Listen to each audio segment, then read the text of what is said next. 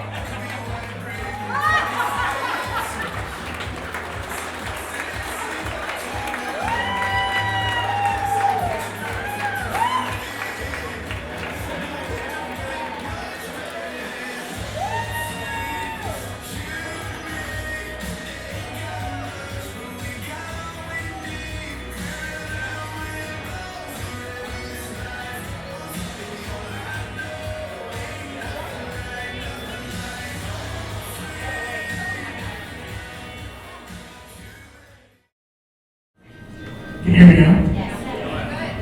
Well, thank you so much for coming.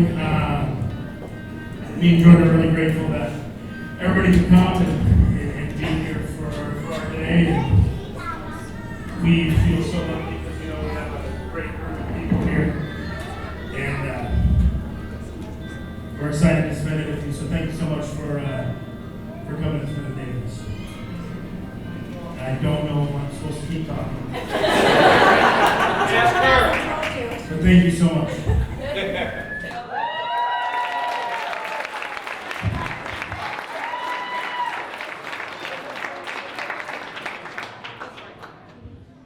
All right, now we're doing the blessing before the meal. The blessing is going to be given by grandfather of the bride, Scott Hoffman.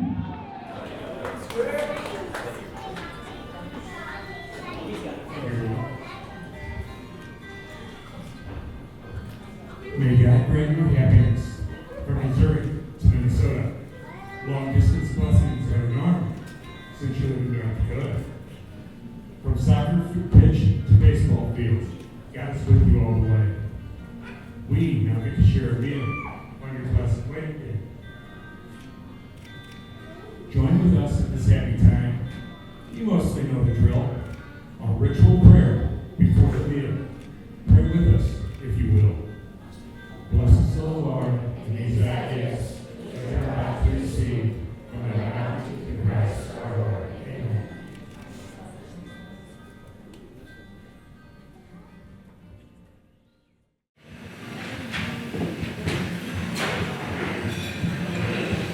Good evening, everyone. My name is Chris Quinn. I'm at the wife Lynn, Gordon, and Mrs. Penny. We'd all like to thank you all for coming on for this special day. We'd also like to give a special thanks to Grant Monica, Andrew, Jeff, and all the others that make the long trek to be here. Your being here makes today that much more special. Now, for those of you that don't know me, I'm pretty much a man of few words. And those that do know, those words all to you can be quite colorful. But enough about me. My beautiful daughter, Jill. 30 years, 8 months, and 2 days. That's when I became a dad for the first time. And when I held you and looked into your eyes, I knew then the strong and clinical woman you would be. From playing tag with the trio of Jameson, enduring the dad-style ponytails and pigtails, all our daddy-daughter days, thousands of miles of travel for soccer, numerous knee surgeries, moving you away for college, and then eventually where your life path takes you. Think about all you've accomplished and how you've always done it with such drive and determination.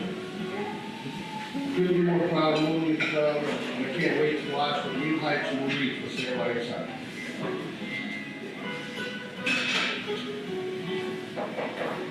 Sam. First time I met Sam was in our piano at 4th of July weekend. We pulled into the driveway in typical fashion. George just jumps out and messes up everybody. I'm over on the side, slaving away, put up a bottle. Sam gets out, comes over, and instead of following Jordan, comes over to me, extends his hand, introduces himself, and then asks me to help. And I'm like, you ran away here. I used to always tell Sam to take care of my little girl. I haven't had to worry about that for some time now. Welcome to the family. Now the Google template says I'm supposed to give some words in Boisner. So I'm just going to keep it simple. Stay true. Stay true to yourselves, stay true to each other. Do that, everything else will fall in place. So let's all raise our glasses. Jordan, Sam. Jordan, Sam. May your life together be filled with love, happiness, laughter, and a dose of good.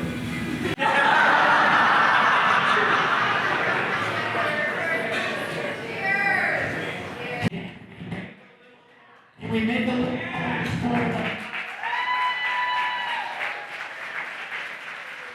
Yes, thank you. A little noise from the father of God. That's right. Way to go. Nice job, Chris. Next, we're going to hear from the best man, Sam Kessler.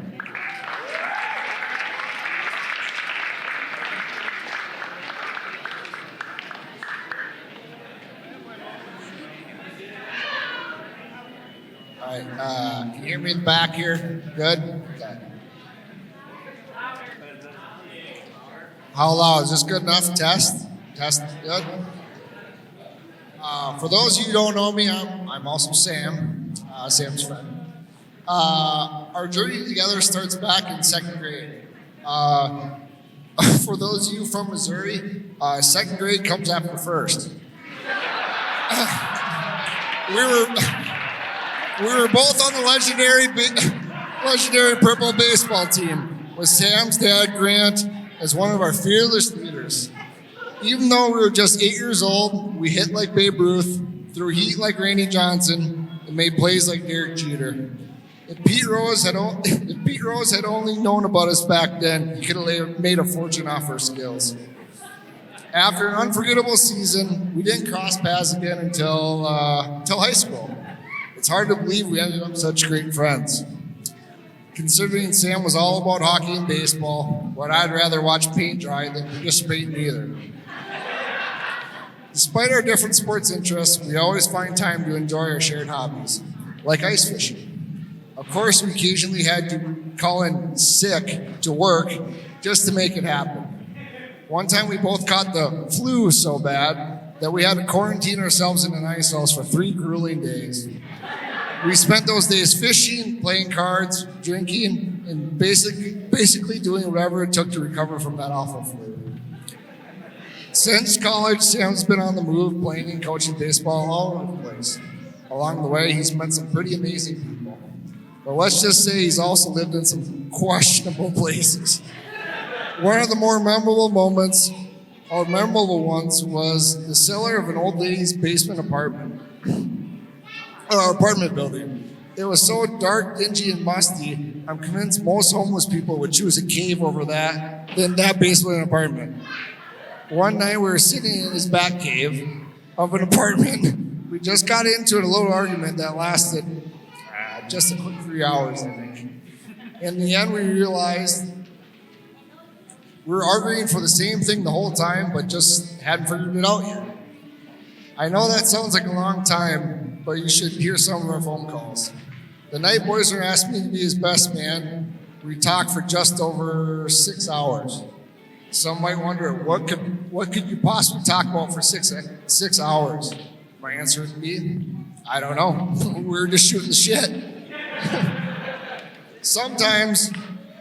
Most times, when I talk to Sam, it feels like I'm talking to his dad, Grant.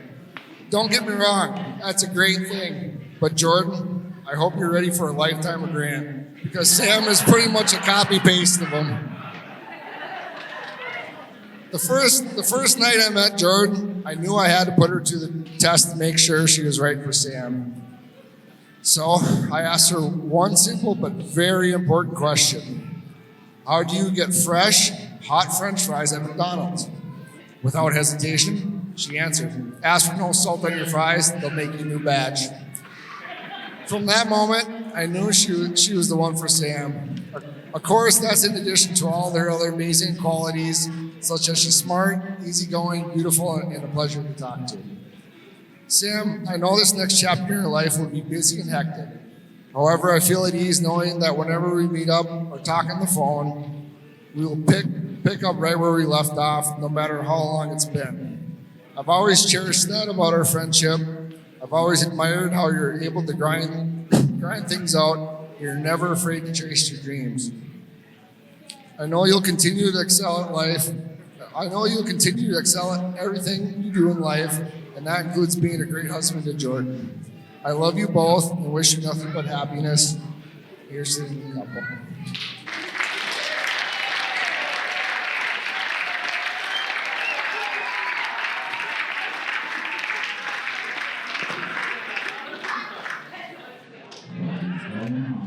All right. Y'all did good with the best man. I'm not going to ask for more applause. It was good job. All right. Next up, we've got Matron of Honor, Katie Gata.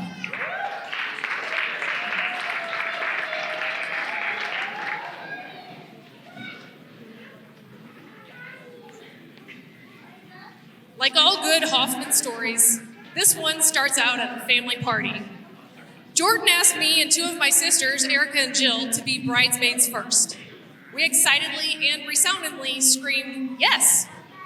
Jordan then went to Doug and asked if he'd be her man of honor. And without hesitation, with great pride, he said yes. We were all beyond excited for Jordan and Sam. Then reality set in. Jordan realized the gravity of the error she made asking Doug to take on that role. She came to her senses and asked me to be the matron of honor. Of course, I said yes. I knew I could pull it off, but I knew of all the tasks to fulfill as matron of honor, the most challenging would be to write the speech. Because I know no matter what I stand up here and say, the Doug's speech will undoubtedly be funnier, wittier, and far more embarrassing than anything I have to say. That said, I'd like to give it a go anyway. I'm Katie Gata, otherwise known as Jordan's favorite aunt. Once upon a time, I was 7 years old. I had 2 younger brothers and was the youngest girl out of 8 kids. I was the only redheaded girl, though, and I wore that title proudly. Then, on April 5th, 1994, that all changed when little redheaded Jordan entered the picture, and I became an aunt as a 2nd grader. To say our world was rocked was an understatement. I was no longer the redheaded girl in my family, the only redheaded girl in my family. I had no real clue what life would hold for me at that point, but I knew at 8 years old that this new title of aunt was far more significant than my redheaded little sister title. From that day forward, Jordan effectively became the honorary 9th sibling and was like my little sister. I not only got to grow up with her, but I got to babysit her too. We walked to the sandwich shop down the street from their apartment on Jameson together. We went to the park together. We burned pizza rolls together. And we would fall asleep together as we waited for Melissa or Chris to come home. As a young girl, I learned, I watched, and I observed Melissa and Chris raise their daughter. It wasn't until many years later that I realized the absolutely significant impact that would have on me and my own journey in motherhood. I aspired to raise a child like they did, with the utmost love and care and attention. I aspired to make those awkward phases of adolescence not so awkward. I aspired to raise children to know a love like Jordan and Jared knew. I admired Melissa and Chris and the way they raised their kids, but eventually that grew to admiration for Melissa and Kenny and Chris and Lynn. Watching these 4 navigate the intricacies of parenthood with a blended family has been awe-inspiring. Mine and Jordan's unique friendship blossomed from inside jokes to family shenanigans to sneaking her adult beverages for honestly More than likely questionable high school parties with your girl Tina down there. Our adventures led us to trips down to Mizzou and Gulf Shores with the OG crew, sand volleyball games, late night phone calls, and girls' trips to visit her as she navigated life post-college and early career. As the years went by, it was no longer me observing Jordan's family raising her and her siblings. It was me and all of Jordan as she traversed college, followed by her early career. I've always admired Jordan's go-getter attitude and the fact that she never let a relationship get in the way of her career. Job promotion after job promotion, Jordan climbed the ranks and never settled for less than. She let her passion, strengths, and career drive her. She met people along the way, a lot of people. I mean, you don't get to a wedding party of nearly 20 people from 7 states without living a few places along the way. Once the aunts found out Jordan had met a guy named Sam and was excited about him, we knew we needed the details, and she wasn't shy about telling us all the details. But after Jordan had been dating Sam a while and they were serious, we found out that he accepted a position in Minot, North Dakota, and we were nervous. We already knew he was a great guy, and we'd been around him, and he fit right in. He could hold his own around the insanity of our family, and we knew they were happy. But we didn't know what to think when his job took him to a location of the United States that I had literally never heard of. Minot, North Dakota. For those of you unfamiliar with Minot, let me put it into perspective for you. If Missouri is like the belly button of the United States, central, often overlooked, but undeniably a part of the whole picture, then Minot would be like a freckle on Jordan that she never noticed. When I found out she was moving to Minot, I figured we had 2 scenarios here. One, there was truly no limit as to how far she could run from the craziness of her St. Louis family. Or 2, she was indeed running right into the arms of her future with Sam. And when we all heard that Jordan and Sam were putting an offer on a house in Minot, we knew if there was a single iota of doubt about she and Sam, we knew this had to be it. Their first house together in Minot, North Dakota. All jokes aside, let's raise a toast to Jordan and Sam. We are beyond thrilled you found each other. We are elated you committed yourselves to one another today. We can't wait to see what your future holds. We just hope next time you move that it's a little closer to St. Louis. So Jordan and Sam.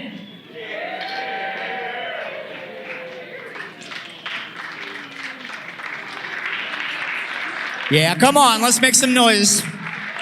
She did a great job. She really did.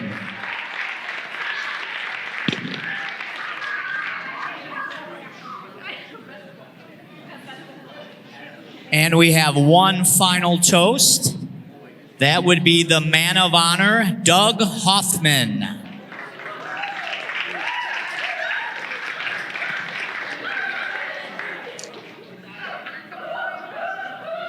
Welcome, everyone. I was 4.5 years old the first time I got into a fist fight. It was with a girl, she was my niece, and I lost. Hello, everyone. I am Doug Hoffman, Jordan's favorite uncle, and I will be your maid of honor this evening. Some would argue that Jordan and I began arguing right around April 5th, 1994, which coincidentally was the day that Jordan was born. Now, as the years have gone by, the arguments continued, but our bond only grew stronger. This was, of course, based on a mutual love and deep disrespect for one another. Growing up with Jordan, or, as I refer to her, the bird, it was always a blast. I got a built-in best friend at the ripe young age of 2. We did everything together. Jordan followed me to the same grade school, high school, and finally all the way to Mizzou. So many people who meet the two of us have a hard time understanding that I am not, in fact, her brother. I am not her cousin. I am her uncle. But despite this, Jordan has always basically been a sister to me. As children, when Jordan got in trouble, I got in trouble. This happened so frequently that I actually have one specific memory where I celebrated not actually being in trouble with Jordan. So here's the story. The Bird and my brother Drew got in a fight. Jordan decided to end this fight by throwing an entire bowl of cereal at Drew's head. Drew ducked, it hit the window behind him, and the cereal ran down the window like it was a cartoon. It was unbelievable. It gave the whole way down. They were both quickly apprehended, and once it was discovered that I was not involved, I ran upstairs and celebrated not being in the corner with those two degenerates that caused the chaos. I don't think a single game has ever actually come to a proper end that we've done together. All sports, sport games, any competitions always came to an abrupt halt when one of us would inevitably accuse each other of cheating, which we were both in fact doing. Someone would inevitably get hit, cry, and go home, which was conveniently 3 doors away. Speaking of cereal, let me tell you about the fierce debate Jordan and I have over the name of the cereal Cocoa Puffs. Now let me give you some context on this. So, some of you may not know this, but Jordan actually grew up rich. Now, I'm sure Melissa and Chris both have their eyes rolled so far back in their heads they can see behind them, but hear me out.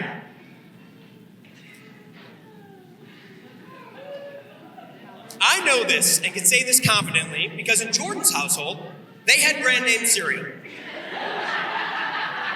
And in my house, we did not.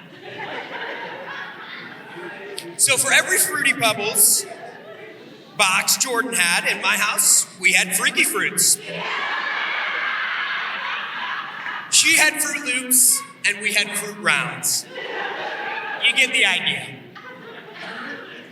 Well, one day Jordan was at our house, and Jordan wanted Cocoa Puffs, which I promptly told her we did not have. I told her the cereal she wanted was named Cocoa Roos. There was a kangaroo on the box. Jordan, who was too young to read at the time, stood her ground and let me know that I was in fact wrong in this situation and what she had before her were in fact Cocoa Puffs. A fight ensued, and let me tell you, we still argue about this to this day. Now this bird here has always been a bit of an overachiever. Jordan did a lot of firsts before me. She went to grad school, she bought a house, she got married, and of course, back in 1998, she won the coveted Little Miss Walmart award before I could.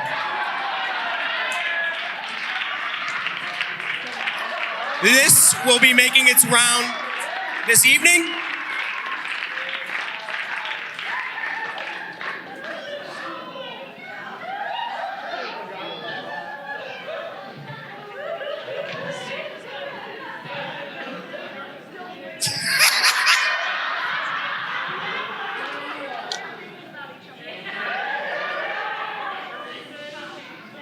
One disadvantage of being Jordan's uncle is that when we were young, we were roughly the same size. And this spelled disaster for a young Doug because Melissa and my other sisters would frequently have to have me try on clothes that were going to be gifted to Jordan for Christmas or for her birthday to make sure that they would fit. So during my childhood, I was subjected to trying on many shirts, jackets, dresses, and skirts. Now let me tell you, I looked damn good. And they looked good on my dainty little frame, which has unfortunately not grown since I last wore a skirt for Jordan in 2005. Needless to say, Jordan and I have spent a lot of time together. Now, when Jordan followed me to Mizzou, she was not quite 21 yet, so I used to have to buy her liquids. Liquids, of course, she needed to nourish her while she was studying. on Friday nights. Now, Jordan and I were both academics, so we hit the books a lot. We were always hard at work on Wednesday night at Bengals, and of course, Big 12 on Thursdays. Saturdays were a bit of a toss-up, but usually Sunday nights we didn't study because we studied a little too hard the nights before. Fortunately, we've both grown up a lot.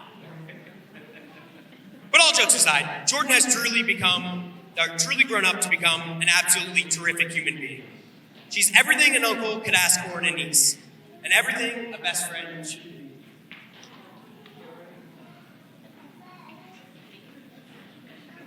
Her character shines through in everything that she does. Simply put, she's the absolute best. She's passionate, intelligent, determined, but more than anything, she is a pain in my ass. So Sam, she's all yours. Jordan also has some absolutely wonderful judgment. This became apparent one Christmas when Jordan and I were at her mom's house, and she started talking about this nice young fella that she had been seeing. She told me his name was Sam, he was a baseball coach, and he loved the Vikings. So being the good uncle that I am, I asked Jordan to start sending some texts giving him some shit about the Vikes. Now, this was all stuff Jordan absolutely did not know. So I wanted to test this guy and see what he was made of. So Jordan sent these texts one by one, and eventually Sam became quite suspicious of what was going on. So we let him in on the little joke we had.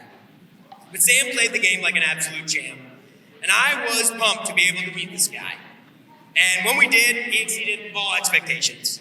He's the utmost example of what we should all want our nieces to spend their life with. So, I'll close out by saying this. You have all heard me refer to Jordan as, quote, the bird. I started calling the Jordan a bird many years ago. Now, there was no real reason behind this. Besides, it aggravated her, and I really enjoyed that. But it does help knowing that Jordan does have a bit of an innate fear of birds. Jordan once said, and I quote, "I don't like birds because they have beady little eyes and they look like they're gonna peck my eyes out." So, bird, the time has come for you to pack your feathers, leave the nest in our family, and join Sam's flock to begin a nest of your own. Fly high, you birds. To the Boisners, let's all raise a glass.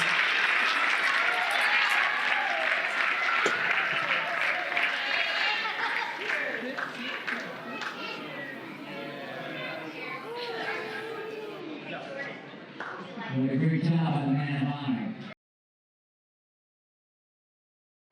40 HP Johnson on a flat bottom metal boat.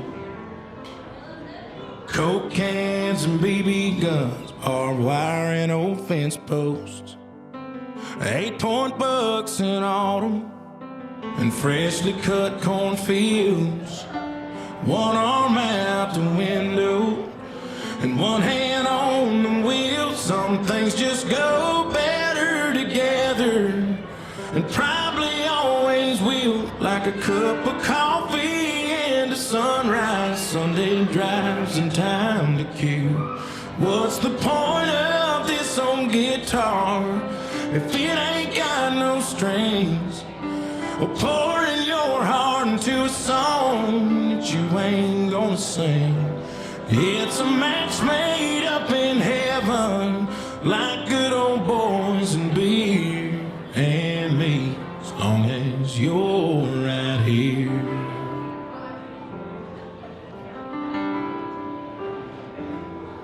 Your license in my wallet when we go out downtown. Your lipstick stained every coffee cup that I got in this house. The way you say I love you too's like rain on an old tin roof. And your hand fits right into mine like a needle in a groove. Some things just go better together and probably always will. Like a cup of coffee and a sunrise, Sunday drives and time to kill. What's the point of this this old guitar if it ain't got no strings? Or pouring your heart into a song that you ain't gonna sing? It's a match made up in heaven, like good old boys and beer and me, as long as you're right here.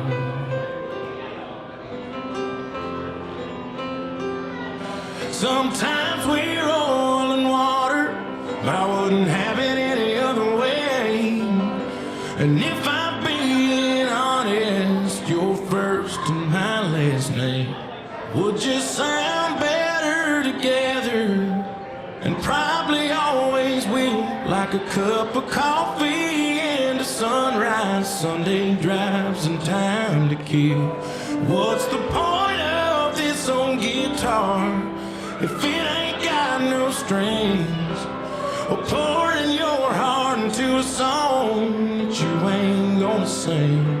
It's a match made up in heaven, like good old boys and beer and me, as long as you're right here. And me, as long as you're right here. Can I please have a big hand for the party room?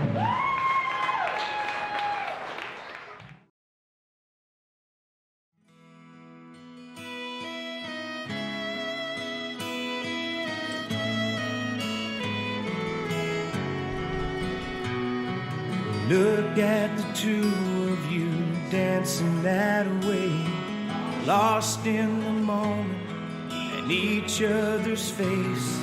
So much in love, you're alone in this place, like there's nobody else in the world. I was enough for her not long ago. I was her number one, she told me so, and she still means the world to me, just so you know. So be careful when you hold my girl. Time changes everything, life must go on. I'm not gonna stand in your way.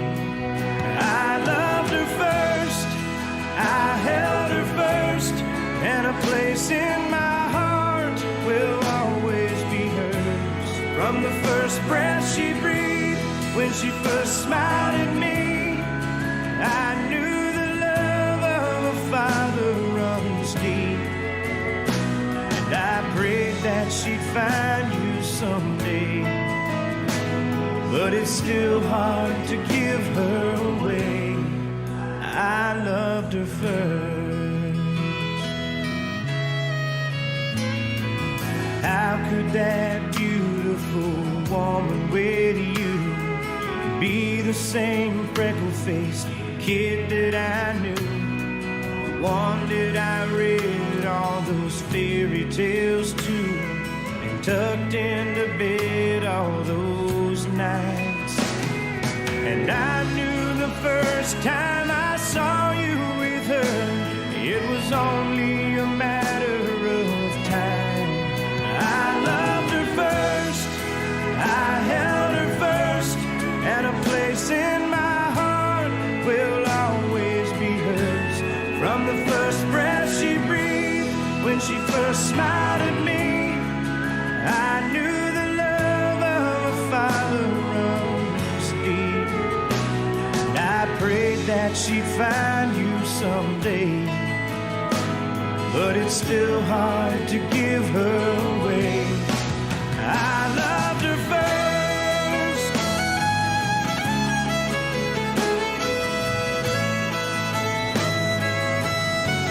From the first breath she breathed, when she first smiled at me, I knew the love of a father runs deep. Someday you might know what I'm going through, when a miracle smiles up at you. I loved her first.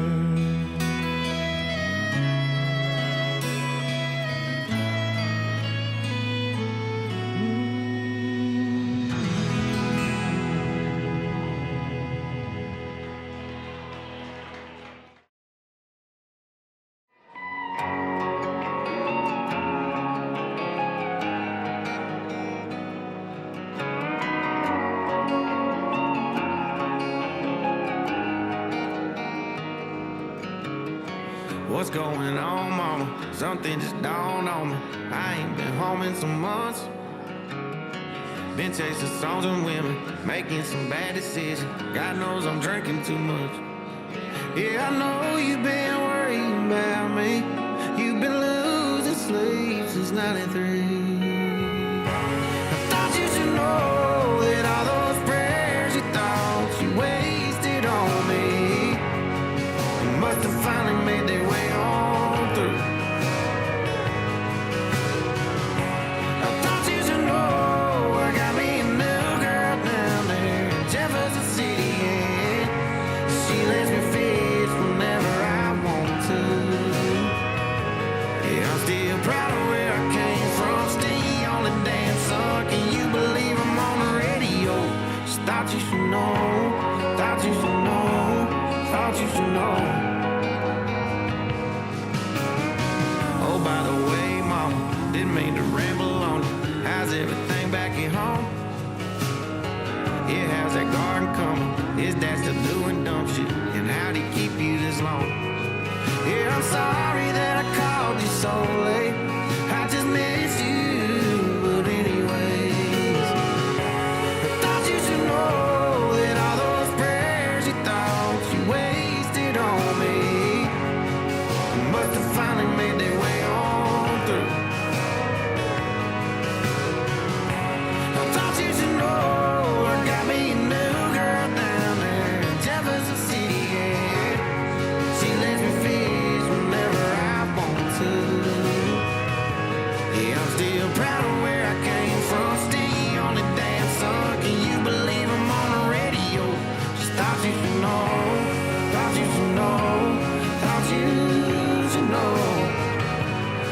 Yeah, I know you've been worrying about me.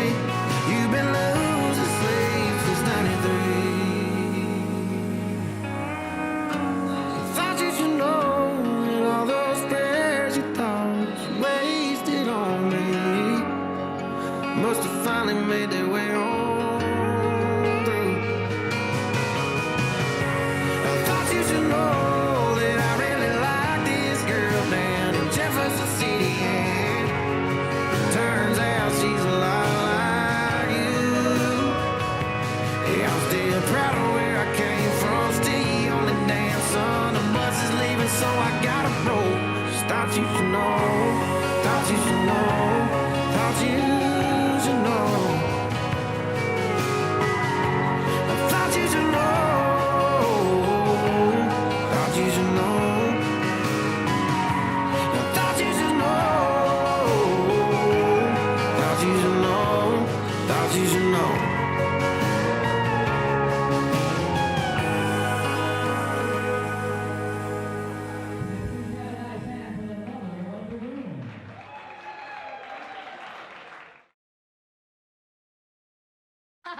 Yo, I'll tell you what I want, what I really, really want. So tell me what you want, what you really, really want. I'll tell you what I want, what I really, really want. So tell me what you want, what you really, really want. I